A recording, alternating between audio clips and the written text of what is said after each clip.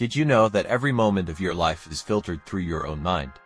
Imagine waking up tomorrow and realizing your bedroom is not quite as it seems, maybe viewed through a funhouse mirror of perception. It sounds like science fiction, but it's actually a mind-blowing insight from 18th century philosopher Immanuel Kant. His message is a brutal warning. You will never see the real world directly, only the one your mind creates. In this video, we'll journey through vivid examples and simple metaphors to make Kant's complex ideas crystal clear. Prepare to question everything you see. When you look around right now, you probably assume that what you see is the world as it truly is. That tree outside, the color of the sky, the chair you're sitting on, they all feel concrete and objective. But Kant says this is a mistake of common sense realism. Space and time, and even cause and effect, feel like built-in features of the universe. But for Kant they are actually rules of your mind. Everything you experience happens through these rules, never outside them. It's as if your brain is wearing invisible goggles that tint and shape reality as you perceive it. In fact, Kant argued that even things themselves are constructions. Without space, would there even be a place for anything to exist? Without time, would there be a then for an event to happen? Your mind needs these concepts to organize sense input into something meaningful. Here's an example. Think of playing a super advanced virtual reality game. The game world is stunningly realistic. You see towering trees, hear birds chirping, feel the grass under your boots, even feel the sun on your face. In that moment, it feels completely real. But then imagine you reach out and touch a tree, and all you feel is the plastic of the VR controller. The entire realistic scene was really just pixels and programming. It felt real to you, but it was an illusion created by the game. Kant asks us to consider, what if our experience of the world is like this VR scenario? Our senses give us raw data, and then our mind builds a world on top of it. Your brain doesn't just record a raw snapshot of the world, it actively shapes it. Kant's key idea is that space and time are not external things, but mental lenses. They are part of your mind's hardware. Imagine them like the coordinate grid in a video game or like the background grid on design software. Everything you see exists within that grid. Remove the grid, and the world as you know it couldn't even be laid out. When you think of an object, you always think of it existing somewhere in space and at some time. Other mental categories include unity, the idea of one thing, substance, the idea that an object keeps its identity, and causality, the idea that one event causes another. For instance, when you flip a light switch and see a lamp turn on, your mind automatically links switch and light in a cause-effect pattern. Kant would say, it's not that the flip causes light in the object itself. It's that your mind expects cause and effect, and so it finds one. These categories are like the software running on the hardware of your mind, structuring all your experience. Optical illusions are great proof of how our brain filters reality. Take the famous Müller-Lyer illusion. Two lines of exactly the same length, one with arrowheads pointing inward and one with arrow tails pointing outward. Weirdly, the line with the outward tails looks longer, even though both lines are identical. Your brain interpreted those arrow tips as perspective cues. It judges them based on depth and distance rather than raw length. Here's another mind bender, the Knizia triangle.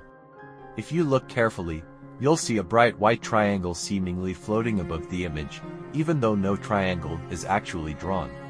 Your mind automatically fills in the missing edges between three Pac-Man shapes. These illusions prove that your brain adds information to make sense of what it sees, instead of just recording it truthfully. Kant puts all of this into a philosophical framework. He says we live in the phenomenal world, the world of appearances. Everything you can experience is part of that world. Space, time, color, sounds, they are all part of how things appear to you. Behind those appearances might be a noumenal world, the things in themselves that exist independently.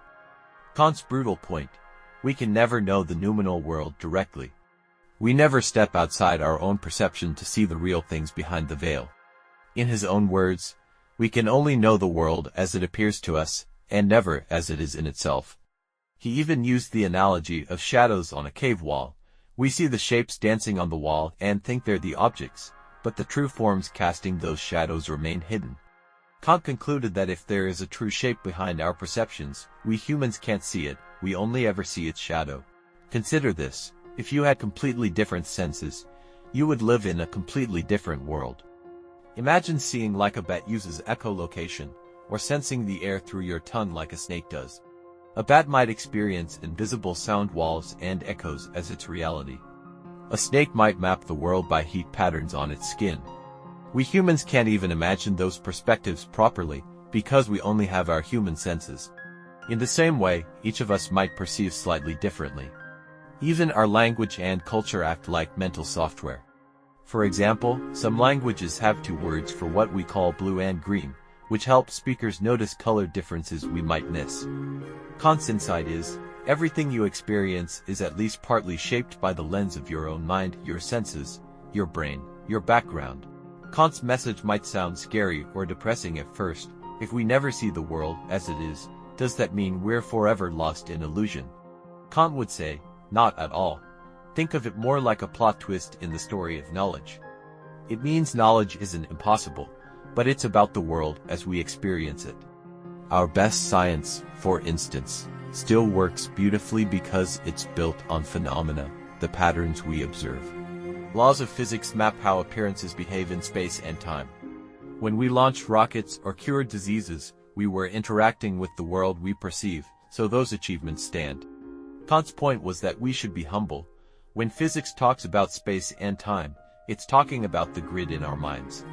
In fact, Kant's philosophy influenced the idea later seen in Einstein's relativity.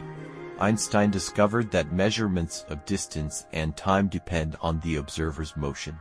Kant had already highlighted that perspective matters in any description of reality. This idea of a filtered reality also explains many quirks of human thinking. Our brains use mental shortcuts all the time, shortcuts that usually help us survive, but can create weird illusions of their own. For example, confirmation bias makes you pay attention to evidence that fits what you already believe and ignore what doesn't. It's like seeing only half a picture because it matches your expectation. Advertising takes advantage of this. A catchy jingle or a mouth-watering photo triggers your brain's desire shortcuts before you even think about it. Another example is change blindness.